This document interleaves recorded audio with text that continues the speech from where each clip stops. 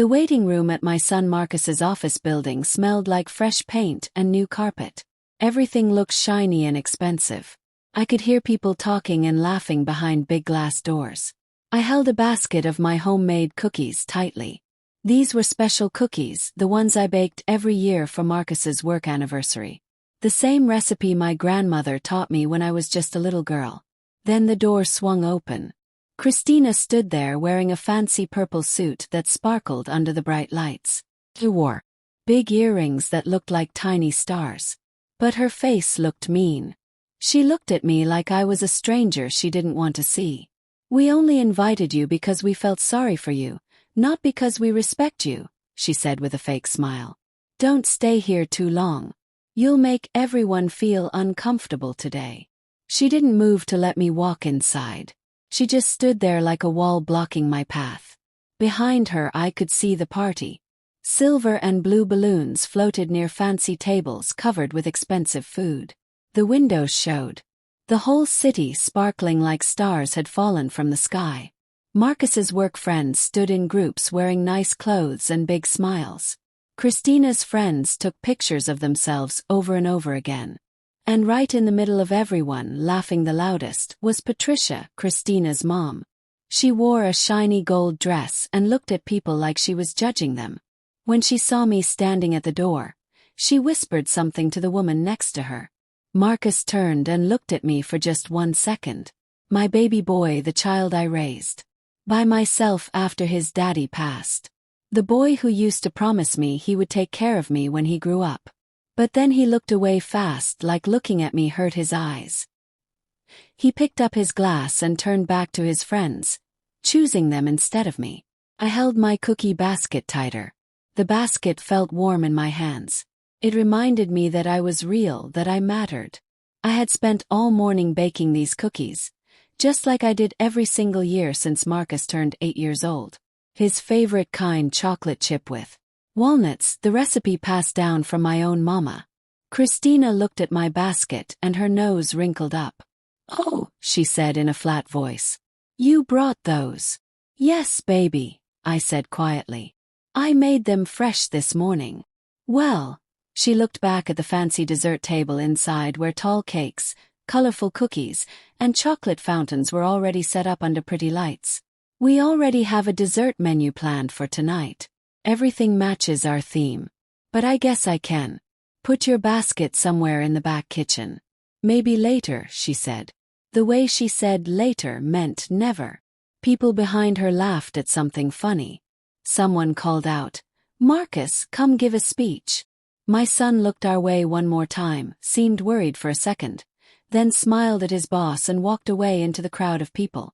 Christina fixed her sparkly earring. "Look, Margaret, we just didn't want things to get sad and emotional tonight. These people are very important to Marcus's job. He just got promoted to be a big manager. The last thing he needs tonight is..." She stopped talking. "Is what?" I asked softly. Her smile froze on her face like ice. I didn't argue. I didn't beg her to let me stay. I didn't ask her why she thought I didn't deserve respect. My quietness seemed to scare her more than if I had yelled. I lifted the cookie basket toward her. "Tell Marcus I said happy work anniversary," I said in a calm, steady voice. "You can share these when they cool down." She took the basket with just 2 fingers, like it was too heavy or too hot to hold properly. "That's nice of you," she whispered. I nodded once. Then I turned around and walked away. My shoes clicked on the shiny floor as I walked. Steady and even, not too fast. I didn't look back even though I could feel Christina watching me, confused about why I seemed so calm. But being calm doesn't mean you're weak. Just means you're thinking clearly. And I was thinking very clearly. Outside, the warm evening air wrapped around me like a soft blanket. The elevator made a ding sound. I looked at myself in the shiny metal doors. My hair was neat. My lipstick hadn't smeared. No tears on my face. No begging. No yelling. Just quiet. Being quiet can be powerful if you know how to use it right.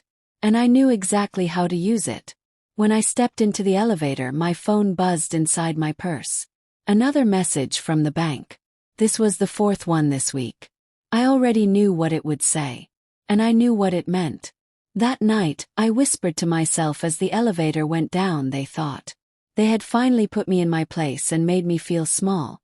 But they didn't know I had been collecting papers, checking bank statements, printing records, and comparing signatures for weeks.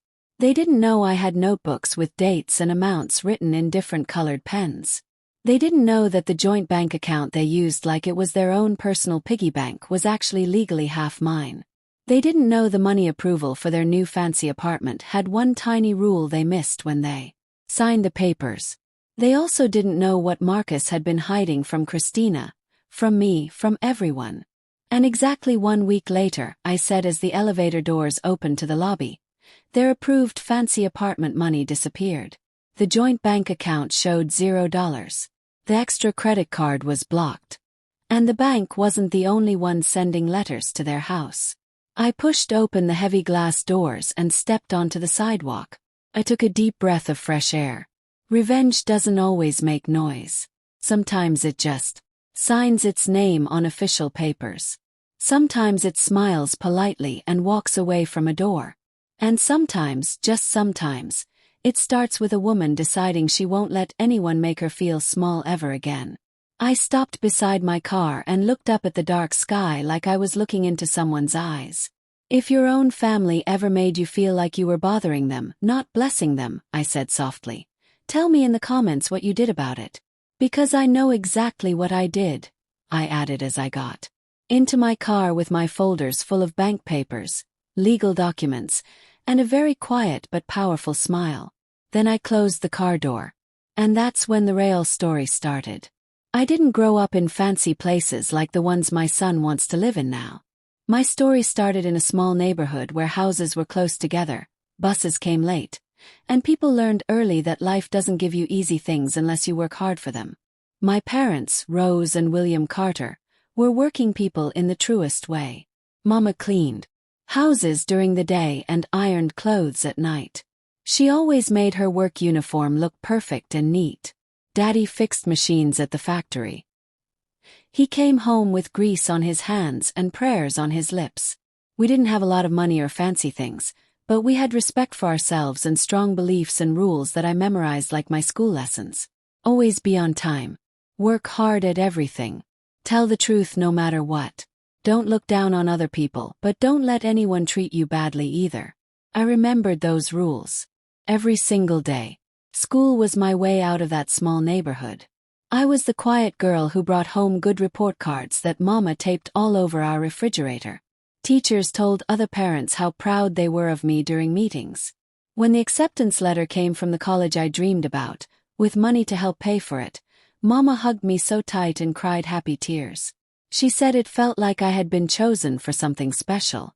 I studied business and numbers in college because math made sense when nothing else did. After I finished school, I got better and better jobs one step at a time. First, a small job learning, then a bigger job, then a full job at a nice company in the city. I learned that in business, being careful and hardworking matters more than just wanting things. And that's when I met Robert. He played piano at a small music place near downtown. He had a warm smile and a soft heart that made my heart feel soft too. During the day, he taught music to children at the neighborhood school, helping kids who had talent but needed guidance. We got married in a little church that smelled like flowers and candles. No big fancy party, no ballroom, just love and a church choir that sang so beautifully it made my knees weak. For 13 years, Robert was the happiness in our home, the warmth in our lives. Then one quiet morning in May, his heart just stopped beating. I became a widow at 43, and Marcus was only 11 years old. He stared at his father's empty piano bench like it had broken his heart. Robert left behind a small insurance check. And his music room. Nothing fancy, just instruments, music sheets, and dreams he never got to finish. I turned that money into savings for Marcus's future. A quiet promise that my son's life wouldn't depend on luck. And then came the long, hard years. Being a black single mother working with numbers and money meant working twice as hard to get half the respect. I worked extra hours, took jobs I could do from home, cut coupons from newspapers, made meals stretch for days, and counted every single penny. Marcus didn't see most of the struggle, but he felt the good results. Private school paid for, summer science camps paid for, test prep classes paid for, college costs covered. I still remember the night I made the last payment on Marcus's college loan. I printed the paper that said "paid in full," put it on the kitchen table, and just stared at it until my eyes filled with tears. That night I slept 8 whole hours for the first time in years. Marcus was a sweet child when he was young. He was creative, curious, and protective of me. He would draw me cards with crayons and messy handwriting that said, "Mom, when I grow up, I'm going to make you rest and never work again." I taped every single card to the fridge right where Robert's piano key still hung on a little hook. Every Sunday I took Marcus to church. I made him iron his shirt even when he didn't want to. I made him open doors for older people. Being good, I told him, isn't about what you say. It's about what you do when nobody is watching you. It's funny how life tests the lessons you try. Teach. Christina came into our lives like a bright, flashy storm. Marcus met her at a business networking event in Chicago. She was organizing the whole event. He was there presenting a project his company had been working on. He came home with stars in his eyes, talking about her like she was made of magic. And at first she really was lovely. She was polite and warm. She called me Mrs. Margaret Carter and brought flowers the first time she visited my house. Her family, Patricia and her husband, Gerald, seemed impressed with Marcus. He had a good job, a respectable mother, a nice house in a neighborhood they could brag about to their friends. I never thought their interest meant they truly cared about us. But I let it be. Young people in love need space to grow. When they got engaged, I gave them money to help with the wedding. Not a little bit either. Real money from Robert's music savings, because my son wanted a celebration that matched the life he was trying to build. I didn't expect the wedding to turn into contest. Christina wanted a ballroom with giant sparkling lights hanging from the ceiling. Patricia wanted flower decorations shipped from another country. The photographer had to be someone famous so the pictures would look perfect on social media. Very quickly, the wedding stopped being about two people in love. It became about showing off. I realized the wedding wasn't about love anymore. It was about looking good for other people. On the wedding day, they sat me at what they called the family honor table. But really it was just the table farthest away from Marcus and Christina. They put me near the exit door, far away from all the pictures that would go on the internet. Meanwhile, Patricia sat right next to the bride and groom, front and center in every single photo that got posted online. I smiled through the whole thing. Not because I felt included or happy, but because I refused to ruin my son's special day. After the wedding, something changed. Gone were the Sunday dinners I used to cook for us. Gone were the game nights, the movie nights, the simple evenings where we ate together and told stories. Instead, there were rooftop parties, influencer events, business brunches, and nights for young people only. Comments like, "We're building our image. We like a certain energy. No offense, Margaret. It's just not really your style." Not my style. As if family was a fashion trend that could go out of style. Little by little, the invitations stopped coming. The phone calls got shorter. Marcus's voice changed when he talked to me. Less warm, more distant. I tried to tell myself it was just marriage. Just him adjusting to his new life. But deep down something else was growing. A distance big enough to swallow up the boy who once promised to take care of me when he grew up. A distance I didn't know how to name yet. Not until the night of his work anniversary party. Not until Christina opened that door and said those cold words like she had practiced them. And by then, the damage had already started spreading. Quiet, invisible, and dangerous. The first real warning sign appeared about 2 years into their marriage. Small at first, easy to miss, the way cracks in a wall usually start. Marcus and Christina had been renting a modern apartment downtown, a place with huge windows and a gym on the roof that cost more each month than my first house payment. One quiet Sunday morning over pancakes, Christina casually said, "We're thinking about buying a condo uptown." Something luxurious. Something that fits who we are as a couple. Who we are as a couple. Her favorite phrase. Marcus nodded like the decision was already made. It's time we own property instead of renting, right? But to get the best deal from the bank, we might need you to sign some papers with us, Mom. Just simple paperwork. Nothing big. I stopped with my fork halfway to my mouth. Sign papers. I repeated slowly. For what exactly? Marcus waved his hand in the air like it was no big deal. Just to help us get a lower interest rate. We earn plenty of money, but banks like it when older people with good credit history sign too. You know how it works. That should have been my first warning. I worked with money and banks long enough to know that any sentence starting with, "It's just paperwork," ends with somebody getting hurt. But Marcus was my son. My only son. And so I said the worst thing a mother can say without reading everything carefully. We'll talk about it later. The second warning was harder to ignore. Strange envelopes started showing up in my mailbox. Thick ones with my name printed next to Marcus's name. Mortgage pre-approval letters, rate. Lock confirmations. Things I didn't remember ever signing or even talking about. One afternoon, I held an envelope up to the light and whispered, "What in the world is going on?" Inside were pages with my signature on them, but it looked digital, like someone had copied it from somewhere online. Not exactly fake, but not really real either. It looked like something buried in a long form you click through on a computer without reading. My stomach felt tight. That same week, my email lit up with a notification from the joint emergency bank account I had opened years ago. It was supposed to be for emergencies only. For all of us, a safety net. But the alert said the credit line connected to it was almost completely used up. I stared at the numbers on my screen. Purchases from clothing stores I'd never heard of. Charges from fancy restaurants and rooftop bars. Payments to social media companies. Even a monthly charge from some kind of luxury spa membership. And at the bottom it said, "Cardholder, Christina Lewis Carter." I closed my laptop. Slowly, like it might explode if I moved too fast. Christina, meanwhile, had started acting strange. Whenever I visited their apartment, she always seemed to be on the phone. Soft whispers, short sentences, the kind of conversations that stopped suddenly the moment I walked into the room. She would turn her phone screen away, lock it quickly, and give me a too bright smile. "Oh hey Margaret. Just work stuff. Super boring."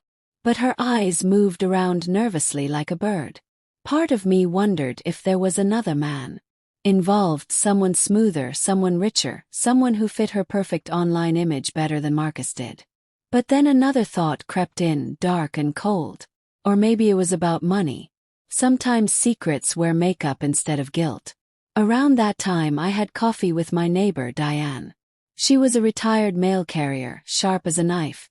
The kind of woman who knows everything happening on the street before anyone else does. We sat on my front porch while the roses bloomed, drinking hazelnut coffee. Then she said, "You know, Margaret, maybe I'm seeing things that aren't there, but a few months ago, I saw something odd." My heart started beating faster. "Odd how?" Diane leaned closer like she was sharing secret information. "There was this young black woman, pretty, maybe in her 30s, driving up in a gray Honda. And she had a little boy with her, maybe 6 or 7 years old. That child had Marcus's smile, I swear to you." She laughed nervously. I told myself, now that looks familiar. I felt my throat get tight. "Did Marcus come outside?" I asked carefully. "Oh yeah." He walked straight out to the driveway like they had planned to meet. He looked stressed. Real stressed. He talked to them for a while. Quiet enough that I couldn't hear what they were saying. The woman kept her hand on the boy's shoulder the whole time, like she was protecting him. Diane sipped her coffee. After a few minutes, the woman picked up the boy, put him in the car and drove away. Marcus stood there in the driveway staring at the ground for a long time. Forced a laugh, but it sounded fake and hollow. "Margaret," Diane said softly, "that little boy looked a whole lot like your side of the family." I laughed again, another empty sound that tasted bitter. "No," I said quietly. "Not that I know of." But even as I said it, something inside me shook. A small trembling under my bones. A warning.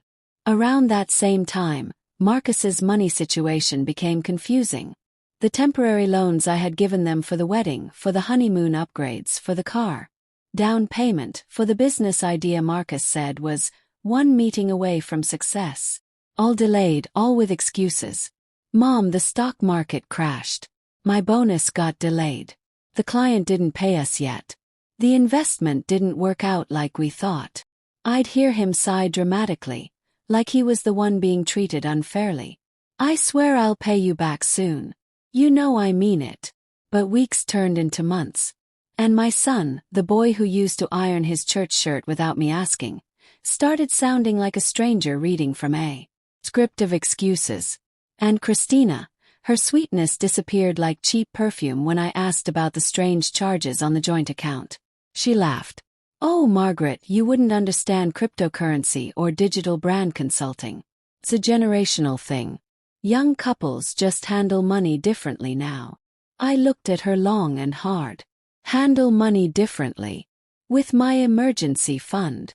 Marcus's phone calls got shorter too. He only called when he needed something. Mom, can you co-sign this document? Mom, can you review these papers? Mom, can we stop by to pick up some mail? Mom, did a package arrive for me? But never. How are you, Mom? Do you need anything? Are you okay, Mom? Slowly, I started to see a pattern forming, threads of something bigger and far more dangerous than simple carelessness. But the worst part was the unanswered questions that got louder every day. Why were mortgage papers showing up with my name on them? Why was the emergency fund draining like water from a leaking bucket? Who was the woman with the little boy? What exactly was Marcus hiding from both Christina and me? I didn't know it yet, but the truth was about to crack everything wide open. And nothing in my son's perfect, carefully built life would survive it. The truth didn't arrive like a storm with thunder and lightning. It came in a small brown envelope delivered to my door by the mail carrier on a Tuesday morning. Time sensitive, must sign, the label said. I hadn't ordered anything. Nobody I knew had either. I turned the envelope over in my hands. Marcus's name was printed first. Mine was printed second. But the address was my house, not his apartment. That was the first sign that something was wrong. I carried it inside, sat down at my kitchen table, and carefully opened it with a knife. The moment I pulled out the papers, a thick stack of documents slid out. Heavy, official, too serious to be anything harmless. My eyes landed on the title page. Mortgage Final Approval Package. Property value. $925,000. Borrowers. Marcus Carter and Margaret Carter. My fingers went cold. There was my name printed right beside his, bold and clear. And at the bottom of the page, a signature that was supposed to be mine. But it wasn't. The handwriting was too neat, too perfect, like someone trying too hard to copy my signature. I stared at it the way you stare at your reflection in a mirror when it doesn't quite look like you. Had I been tricked? Had Marcus slipped something past me and called it insurance paperwork or a simple verification form? Or had someone actually signed my name? For me. Either way, it was betrayal. I turned the page, then another, then another. What I found next made something deep in my chest tighten like a fist. Tucked between the mortgage pages was a financial disclosure form listing assets used to support loan approval. Under supporting assets, one line jumped out at me like a spotlight. Robert Carter Music Legacy Fund. Estimated value. $287,000. Trustee Margaret Hayes Carter. My breath caught in my throat. That fund was Robert's legacy, our son's future, built from years of his music royalties and teaching income. I had never, not once, given Marcus permission to use it for anything, especially not to back up a loan for a nearly $1 million condo. I forced myself to keep reading, even though my hands were shaking. Another page, another shock. A thin packet stapled together labeled, Transaction Log. Joint account ending 7738. I opened it and saw a list of monthly payments I didn't recognize. Keisha Morgan, $580. Memo, school tuition. Keisha Morgan, $240. Memo, soccer camp. Keisha Morgan, $490. Memo, after-school care. It went on, month after month. Quiet, steady withdrawals disguised as regular family expenses. My heart pounded hard. Keisha Morgan. The name meant nothing to me, but it sat there on the page like a shadow I had somehow completely missed. Woman. Child. Tuition. Soccer camp. Could it be? I shut the thought down before it fully formed, but the seed was planted deep. I stood up, walked to my small home office, turned on my old printer and started printing every single page. My hands were steady, but it was a strange kind of steady. Not calm. More like the stillness before a tornado. When the last page came out of the printer, still warm, I grabbed my yellow highlighter, the one Robert used to use for grading music sheets, and began marking every line, every mistake, every name that made my heart race. My training in business kicked in hard. I highlighted every inconsistency like I was grading a test full of lies. Every highlighted line was a betrayal made visible, and I was just getting started. By early afternoon, my instincts told me to dig deeper, much deeper. I opened my laptop and logged into my credit report. First TransUnion, then Equifax. The screen loaded slowly, and there they were. 3 brand new credit cards opened within the last 8 months. All using my social security number. All tied to Marcus and Christina's apartment address for mailing. The bank names made my stomach drop. These weren't small limit cards for emergencies. These were premium cards that required excellent credit. My credit. Another page showed a line of credit for $30,000, also opened using my personal information. The payments were current, yes, but the billing address listed was Marcus and Christina's condo again. I leaned back in my chair slowly, pressing my fingers against my forehead. This wasn't a mistake. This wasn't carelessness. This was a pattern, a plan. Someone had been using my identity to build their dream life. Someone who knew exactly how careful I was with my name and my reputation. The room felt smaller, like the walls were closing in. I let the laptop sit there glowing on my desk while I looked around my office. Robert's piano key still hung on a little nail on the wall. His old sheet music, contracts, fund documents, and handwritten notes lined the shelves. One sticky note he wrote years ago was still stuck to the corner of my monitor. Your name is your power. Protect it. I closed my eyes, and Robert's voice came back to me, clear and steady from a night. Long before he died, back when we were reviewing papers for our first house. Robert used to say, "Baby, your name is your power in this world." Back then he meant banks, dishonest salespeople, bad opportunities. He never imagined I would need that warning for our own son. When I opened my eyes again, something in me had changed, hardened, shifted into place like the sound of a door locking. I didn't cry, didn't shake, didn't reach for my phone to call Marcus, Christina, or anyone who might talk me out of being clear-headed. Instead, I created a new folder on my desktop labeled Legal Documents. I scanned everything carefully, labeled each file with a date and time, took photos of the envelope, the stamps, the postmarks, and dropped every highlighted page into the folder one by one, slow and deliberate like a prayer. When the last document was saved, I whispered the words that had been forming all afternoon. If my own son wanted to turn me into a stepping stone, I closed the laptop, feeling something cold and hard settle in my spine. Then I'm going to remind him exactly who built the foundation he's standing on. And this time he won't see me coming. The next morning I walked into Mr. Thompson's office with a blue folder tucked under my arm and a calmness that felt almost unnatural, like my body hadn't caught up yet with what my mind already knew had to be done. His office smelled like old books and lemon cleaner. Soft jazz played in the background, one of Robert's favorite songs. Thompson was an old friend of my late husband, a lawyer who specialized in estates and fraud cases. He had promised Robert years ago that he would look out for me if life ever got messy. Well, life was messier than spilled paint on white carpet. He stood up when he saw me walk in. Margaret Carter, he said, shaking his head slowly. You don't visit me unless something serious has happened. I set the folder on his desk and slid it toward him. It's more than serious, Thomas. Someone's been using my name like it's a free coupon at the store. He opened the folder carefully. Read the mortgage approval letter. Read the copied signature. Read the fund disclosure. His jaw tightened, not a lot, just enough that I noticed a muscle jump twice. Margaret, this isn't sloppy paperwork or a simple mistake. This is intentional misrepresentation at best. Possible forgery at worst. I figured as much, I said quietly. He kept reading in silence, flipping through pages with the careful attention of someone who understood that paper can be powerful evidence. When he finally looked up, his voice was measured and calm. Your son, did he tell the bank you were aware of this and that you agreed? I never saw a single document, Thomas. Not one. Thompson tapped a specific line on the mortgage packet with his pen. This line right here. Cosigner fully aware of financial obligations.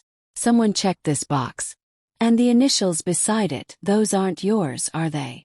I took a deep breath. Thomas, I think he used Robert's Music Legacy Fund too. Without asking me. Thompson pulled the fund document closer, reading it like it was scripture from the Bible. If what you're telling me is accurate, this is a serious legal breach. That fund was created by Robert. Your name is on it as the trustee. No one, absolutely no one, can access that without your written and witnessed signature. He leaned back in his chair, placing his fingertips together. Margaret, it's time you protect yourself legally. Quietly. No big confrontations yet. Gather everything you can.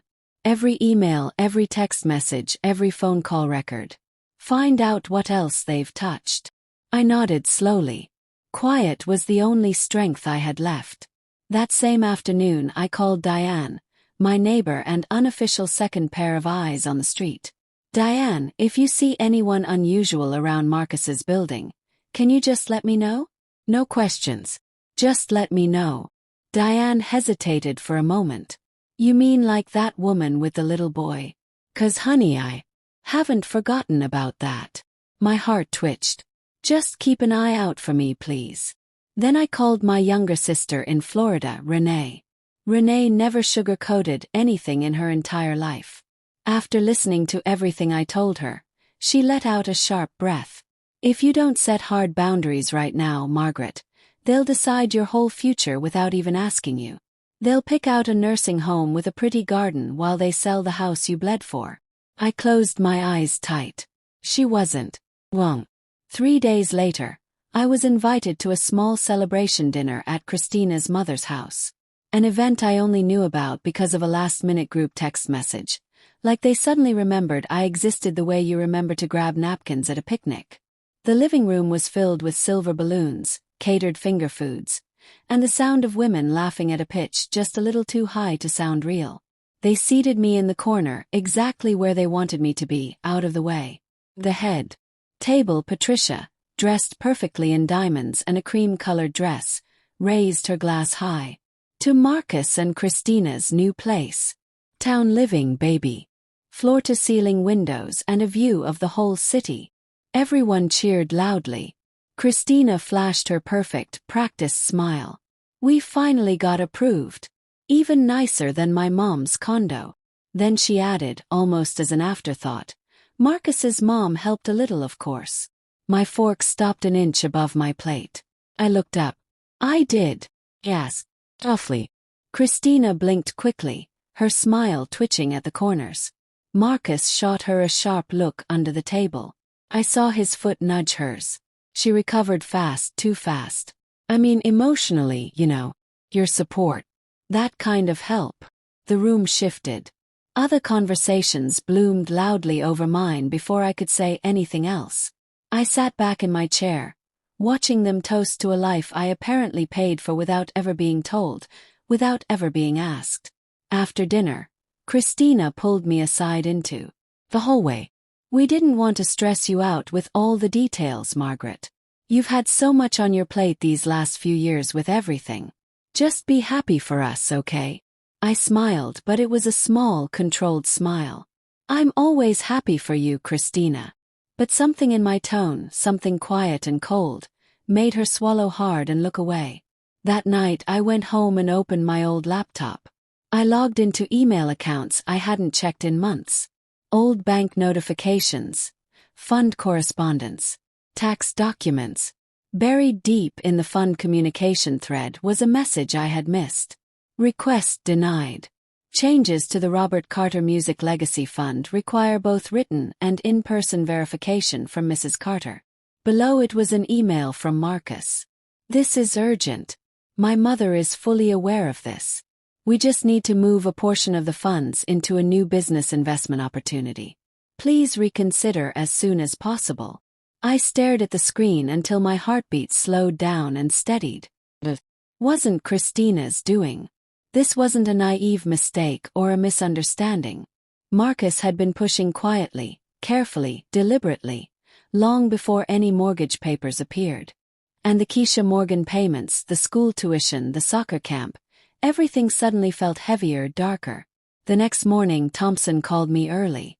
Margaret, I need you to get security footage from the bank on the day those loan papers were supposedly signed by you. Also, gather any text messages where Marcus asked you to sign things without explaining what they were. Judges take patterns of manipulation very seriously in cases like this. I opened my text message history with Marcus. There it was from 9 months earlier. Mom, just sign this real quick. It's paperwork for my health benefits at work. Nothing major. Another one from 2 months after that. Mom, don't overthink it. Standard stuff. I'll explain everything later. And another from last spring. You trust me, right, Mom? I printed every single one. Hole punched them. Labeled every page carefully. Pattern wasn't just emerging anymore. It had already been there the whole time, clear as daylight. And now I had the proof. Quiet kind. The dangerous kind. The kind that whispered, "This is only the beginning of what's coming." The storm didn't arrive with loud thunder and flashing lightning. It arrived with a simple email notification. Thompson called me early on a Thursday morning. His voice low and almost apologetic. Margaret, the private investigator found something. Something you really need to see. In person. Not over the phone. At his office later that day.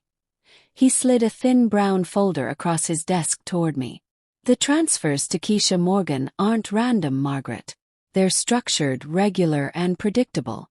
Almost like clockwork. My stomach tightened into a knot. Thomas, who is she? He let out a long breath. Your son's college girlfriend from years ago. And those memos you saw on the bank statements, tuition, soccer camp, after-school care. Those weren't lies or cover stories. My heart stopped for just a second. He continued slowly, like he was carefully lowering something heavy and breakable onto the table between us. Keisha has a son. His name is Cameron. He's 7 years old. And on his birth certificate, he turned a page slowly. The father listed is Marcus Anthony Carter. My whole body went cold, so cold I felt like I was sitting in a freezer. Marcus. I couldn't finish the sentence.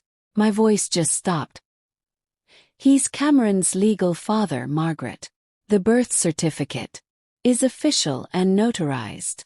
I didn't breathe for what felt like a full minute. 7 years. 7 years of a child's life. And my son never said a single word to me. And Keisha, I whispered, my throat tight. Does she know who I am? Does she know I exist? Thompson shook his head slowly. According to the investigator's report, she believes you refused to be involved. That you told Marcus she and Cameron were mistakes he should forget about. That you wanted him to focus on his marriage and his career instead. My vision blurred with tears I refused to let fall. That was the exact moment I felt something inside me break. Not loudly. Not violently. Just quietly, like a small crack forming in glass under too much pressure. 3 days later, I drove across town to the coffee shop where Keisha agreed to meet me. It was a small neighborhood place with brick walls, a chalkboard menu, and the smell of cinnamon and fresh coffee in the air. I spotted her immediately. A young black woman in a faded denim jacket, eyes tired in the way that only single mothers understand about each other. Beside her sat a little boy with neat braids, colorful beads, and a coloring book open in front of him. Cameron. My grandson. My breath caught painfully in my chest like someone had punched me. Keisha lifted her head when I walked closer. Her guard went up instantly, her shoulders stiffening. "You're Margaret Carter?" she asked, her voice careful and hesitant. I nodded, my throat tight. "Yes, sweetheart."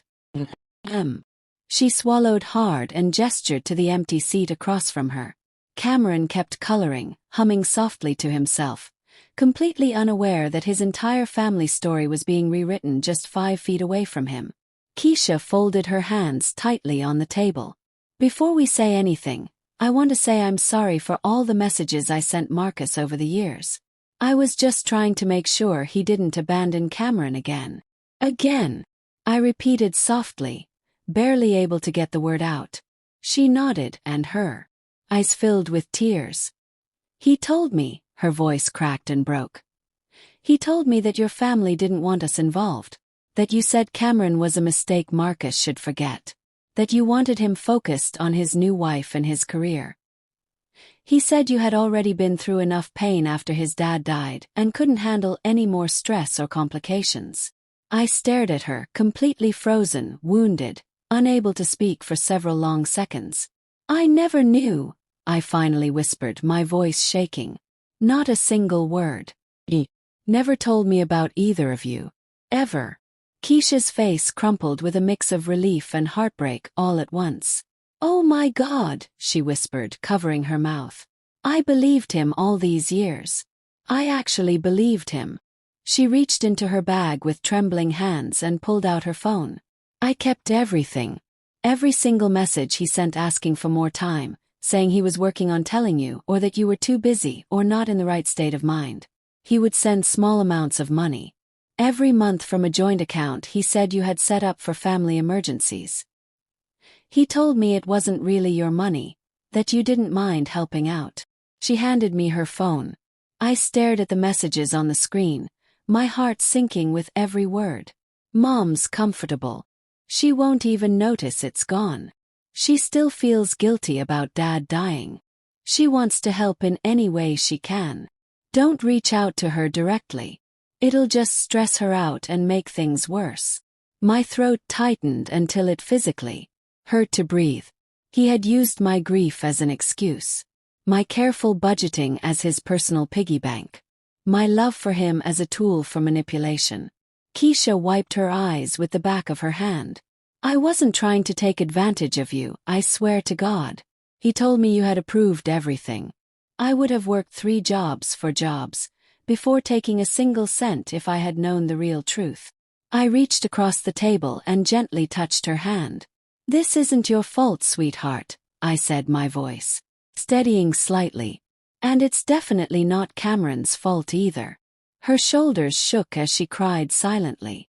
"I kept wondering," she whispered so quietly I almost missed it, "why a grandmother wouldn't want to meet her only grandson. Why you would reject him like that." Grandmother. The word hit me like a soft punch wrapped in silk. Gentle but still powerful enough to knock all the air out of my lungs. I turned slowly toward Cameron, who was now drawing a small house with a bright yellow sun and a garden. My mother used to say children draw the things they need most but don't have yet. I stood up and walked over to his table, kneeling down beside him. "Hi, sweetheart," I said softly, my voice gentle. Cameron looked up at me with big, bright brown eyes, the kind that see everything before adults are ready to explain it. "Hi," he said shyly. Smiled. "I brought you something."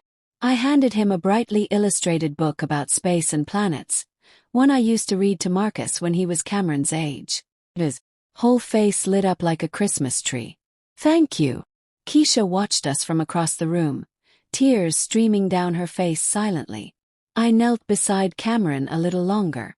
"Whatever your daddy told you about me," I paused, choosing my words very carefully, Just know that your grandmother never forgot about you. She just was never given the chance to remember." Cameron tilted his head to the side, not fully understanding, but sensing something important was happening. That innocence, that pure trust cut me deeper than anything else possibly could. Later, I sat alone in my car in the parking lot and let the truth hollow me out completely. Silent tears filled the car like fog on a cold morning. 7 years. 7 years my grandson grew up without knowing me. 7 years of birthdays, first days of school, scraped knees, bedtime stories, all stolen from me. Not by Christina. Not by her family. By my own son. When the crying finally stopped and I could breathe again, I whispered into the silence of the car. Money they stole I can fight to get back. But the years with my grandson, those were stolen in a way no court can ever fix or reverse. I started the car engine and sat there for a moment longer, staring at nothing. Between all the betrayal and all the painful truth, one thing became crystal clear to me. This wasn't just about documents, debt, or money anymore. This was about a legacy that had been twisted into a lie, a family torn apart by secrets. And now, the perfect world Marcus had built on lies and manipulation was about to crumble and fall apart, one truth at a time. The week after I met Keisha and Cameron, the world felt different, colder, sharper. Like reality itself had shifted under my feet. What I thought was financial betrayal was only the surface layer of something much deeper and darker. Thompson called me back to his office, and this time Uncle Bernard, Robert's older brother and the unofficial head of our family, was there waiting too. His presence alone meant things were extremely serious. Bernard didn't get involved unless the house was already on fire. Thompson laid everything out on the table in front of us.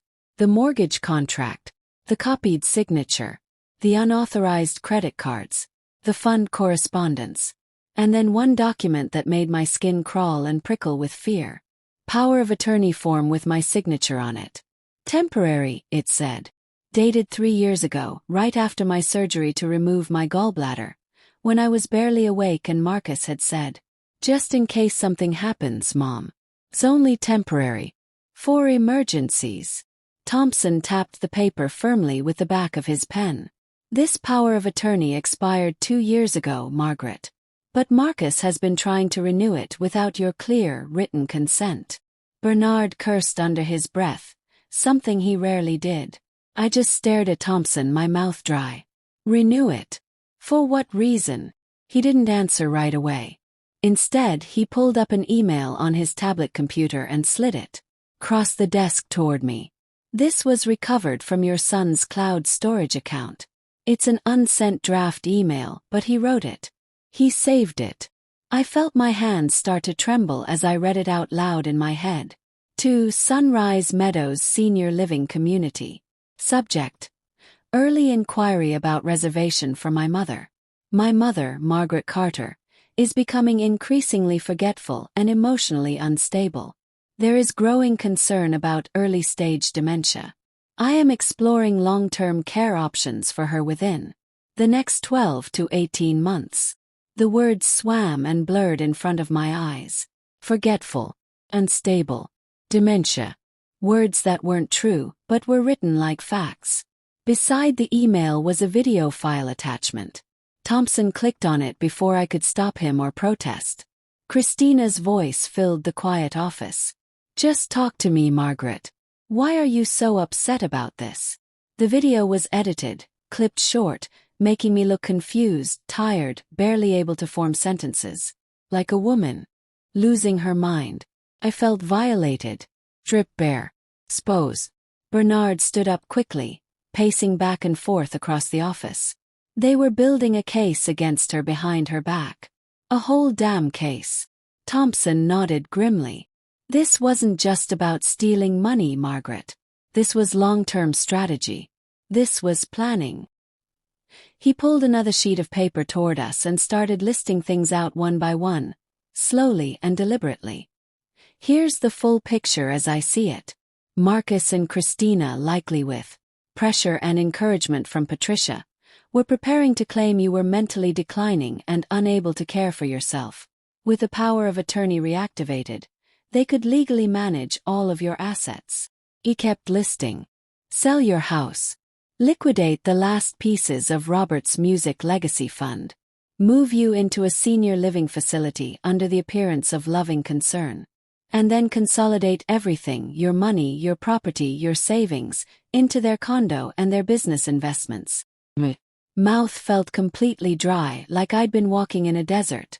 All while telling me they just needed my signature to help them get a better loan rate, I whispered. Thompson nodded slowly. They wanted full control. Not just of your money, Margaret, but of your entire future. Your freedom.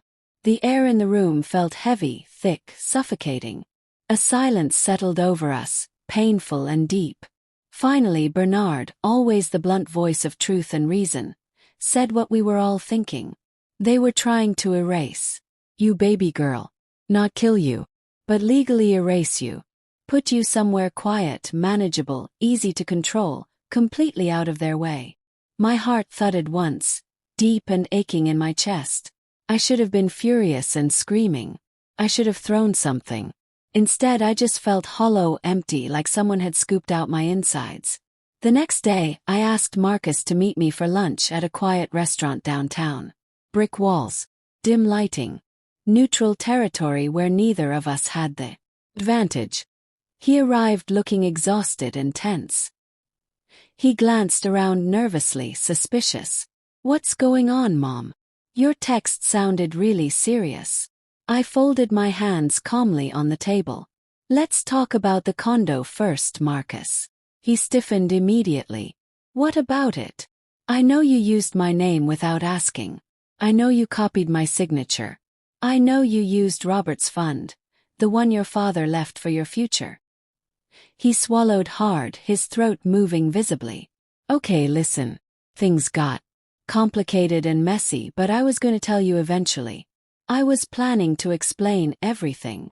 And Keisha, I continued, my voice steady. And Cameron. His face drained of all color, turning almost gray. Mom, and the attempts to renew the power of attorney, I interrupted. The emails to senior living facilities. The video Christina recorded and edited to make me look confused. The restaurant suddenly felt too quiet. Even the sound of clinking glasses and silverware seemed to fade into nothing. Marcus's jaw tightened. Then, shockingly, he didn't deny any of it. Instead, he leaned back in his chair and let out a sharp, frustrated breath. You micromanaged my entire life, Mom. You chose my schools, my after-school activities, my friends, my clothes. You planned everything down to the exact color of my graduation tie. I just wanted a life that wasn't controlled by your spreadsheets, your plans, your constant expectations. I stared at him, my son, like I was seeing a stranger. For the first time. You think putting me in a nursing home against my will is independence, Marcus? That's not freedom. That's abuse. He snapped back, his voice rising. It's not abuse. It's planning. Responsible planning for the future. You can't live alone forever, and you don't trust anyone enough to let them actually help you. You could have planned with me, I said softly but firmly. Not around me, behind my back, against me. And you could have done it without lying, stealing my identity, draining my accounts, and hiding my grandson from me for 7 years. His eyes darted away, shame flickering across his face, but only for a brief second. I did what I had to do to survive and move forward, he said quietly. No, I whispered, my voice breaking slightly. You did what was easiest and most profitable for you. He didn't answer. He couldn't, because deep down he knew I was right. When lunch ended, I stood up calmly, picked up my purse and walked out without another word. Steady, composed, in control.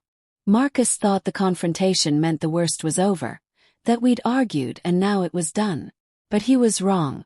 It was only the preview, the warning. I wasn't going to shout or throw accusations or cause a scene in public. I was going to let the truth fall all at once, in front of every single person who mattered, In a place where none of them could run, hide, or make excuses. A place where silence and truth would speak louder than anything I could ever say out loud.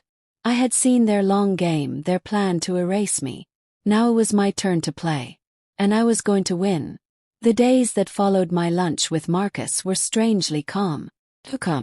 Like the quiet, still air right before a courtroom judge reads a guilty verdict. I moved through that stillness with clear purpose and intention. Each step was deliberate. Each signature was another stitch tightening the net around the truth. It all began back in Thompson's office.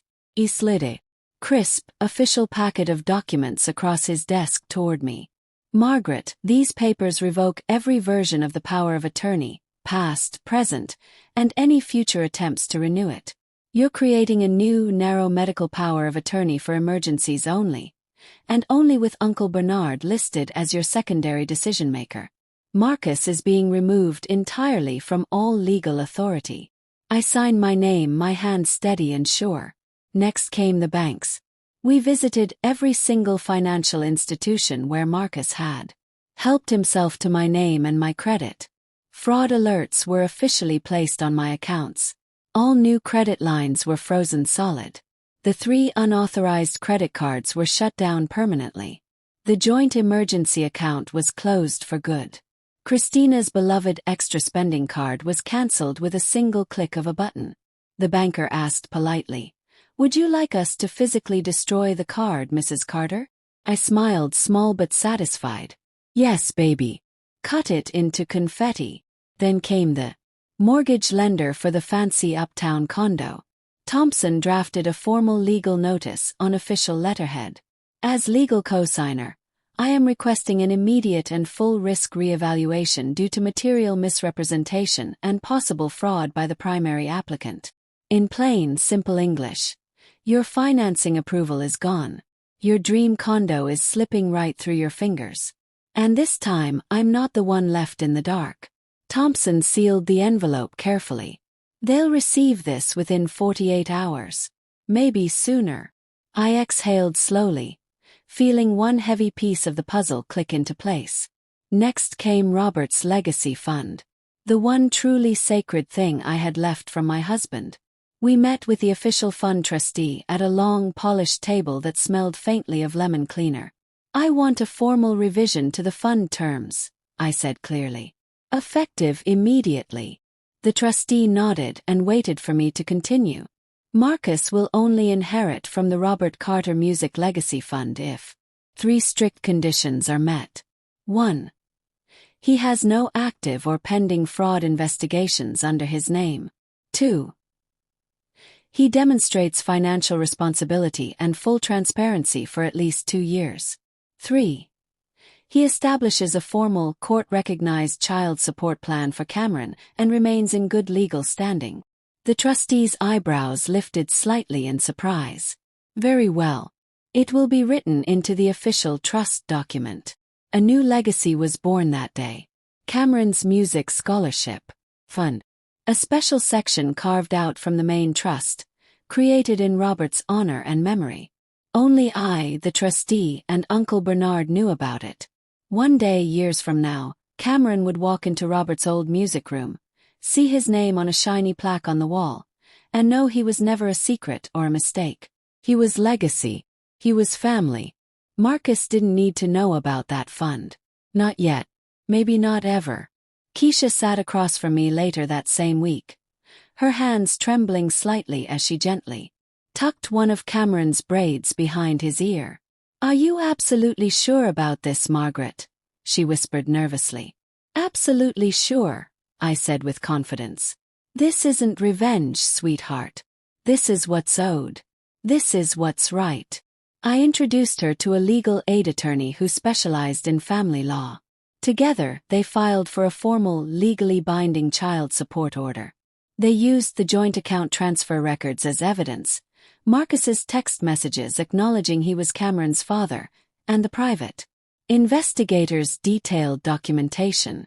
When Keisha signed the final paperwork, Cameron climbed onto her lap and rested his head against her chest, completely trusting. I watched them quietly, my heart aching. 7 years I had been denied this beautiful connection. Not anymore. Never again. Then I carefully set the stage for the final act. I announced a special memorial celebration for Robert. An annual event we used to hold every year but hadn't done in a long time. This time I planned it at his old music studio, the place where he had taught so many children. I had it cleaned, restored, and polished until it gleamed like a precious pocket of memory frozen in time. I told everyone it was a tribute to Robert's music, a celebration of his legacy and his impact on the community, and that I had a special announcement to make. I invited everyone whose presence would make the truth echo and resonate loudly. First Lady Denise from our church. Several musicians who had once recorded with Robert years ago. Thompson and Uncle Bernard listed as guests but secretly positioned as legal backup if things went wrong. A room full of truth. A room full of witnesses. A room where whispers would echo louder than shouts. Exactly what I needed. While setting everything up for the event, I visited the bank one final time. I closed the very last joint account Marcus had access to and moved every remaining cent into a new, private account only I controlled. That same afternoon, the mortgage lender issued a formal conditional withdrawal of financing approval for the condo, citing co-signer-initiated fraud review. The official notice was scheduled to hit Marcus's email inbox within the week, possibly even on the morning of the memorial celebration. Poetic timing. Perfect timing. In the quiet evenings when my house grew silent and still, I stood in front of my bedroom mirror rehearsing. Not anger. Not accusations. Not public humiliation. Just clarity. Cold, calm, undeniable clarity. Here are the facts, I said softly to my reflection, watching myself grow stronger and sharper. Here's what happened. Here's what I discovered. And here is what I will no longer allow or tolerate. I practiced over and over until the words flowed like water. Steady. Controlled. Inevitable. No yelling. No theatrics. No drama. Just truth laid out clearly like sheet music on a stand. Because revenge, real revenge, isn't about burning people down or destroying them. It's about illuminating the room so brightly, so completely, that their shadows have absolutely nowhere left to hide. The night before the memorial celebration, I sat alone in Robert's old music studio. Warm light from the stained glass window washed the room in soft amber and gold. His favorite saxophone rested peacefully on its stand in the corner, a memory frozen forever in brass and time. I'm doing right by him, Robert, I whispered into the stillness. By Cameron, by Keisha, and by myself. Silence settled around me, not heavy or sad, but reassuring and comforting like the gentle pause between two notes in a beautiful song. Then I stood up slowly, walked to the door, and closed it gently behind me. Because tomorrow, the truth wouldn't whisper anymore. It would speak clearly and loudly for itself. I wasn't going to drag them through the mud or humiliate them for fun. I was simply going to let the truth sit calmly in the center of the room like an uninvited guest. And then I would see who could still look me directly in the eye.